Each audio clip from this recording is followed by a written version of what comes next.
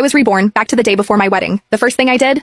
I swapped husbands with my sister. Last time around, I married Julian, a mild-mannered tech mogul. He couldn't handle my fiery temper, and I couldn't stand how soft he was. Our marriage crashed and burned in a year. My sister, sweet and timid, was in an arranged marriage with Robin Kane, the Don of New York's biggest crime family. She couldn't handle the brutal, chaotic life. Tormented by Robin's so-called childhood sweetheart, Isabella, she fell into a deep depression and died. So when I came back, I made a decision. I'd be the one to marry the Don. But I never expected that after the wedding, the cold, stoic Don would become a different man. Every night, he'd be on top of me, kissing me like he was obsessed, whispering, "Good girl, I'll make you feel good. Just one more time, baby." In my last life, I married the gentle tech mogul, and my sister married the ruthless mafia Don. Both our marriages were disasters. Reborn the day before the weddings, I decided we were swapping husbands. My mother caught me at the airport, right before the private jet took off. She pointed a finger at me, furious. "Are you out of your mind? Who gave you the right to make a decision like this? You had a perfect match with a tech mogul, and you're throwing it away for that fucking gangster?" I just rushed onto the plane, leaving her shrinking figure behind on the tarmac. As the plane took off, I stared out the window and made a silent promise to myself. This time, I'm living life on my own damn terms. Last time, my sister Elena was set to marry the Don, Robin Kane, while I married the tech whiz, Julian Vance. Neither of us was happy. Elena was too gentle, too timid for the mob life, and Robin's childhood friend Isabella made her life hell. Elena died from depression. My fiery temper clashed with Julian's placid nature. We lasted exactly 1 year. After the divorce, I buried myself in my work and stayed alone. But this time, I was changing the script. The moment I came back, I found my sister. "Elena, listen to me. We're switching fiancés. You marry Julian, I'll marry Robin." Elena's eyes went wide. "Zora, are you crazy? Robin Kane is the head of the mob. He's dangerous, and you don't even love him. But I can handle him." I stood up and walked to the window. "Elena, I know you don't want to marry into that family, but I'm different. I need the Kane family's power to back my security firm. Trust me, Julian is a better fit for you. He's kind, patient, he can give you the quiet life you've always wanted." But tears welled in Elena's eyes. "I don't want you to sacrifice yourself for me." I smiled. "It's not a sacrifice. It's a solution." In the end, Elena agreed. I took the marriage contract between the Romano and Kane families and wrote my name in the bride's slot. We kept it from our parents. We knew they'd never approve of such a reckless plan. Even though Mom found out at the last minute, the plan was already in motion. An hour later, the jet landed in New York. I was a little pale from motion sickness, but my mind was sharp. A black Rolls-Royce was already waiting on the tarmac. The Kane family estate was even more imposing than I'd imagined. The butler led me into the living room. The place was dripping with luxury, but it felt cold, heavy, and intimidating. As I was taking it all in, a sickly sweet fake voice cut through the silence.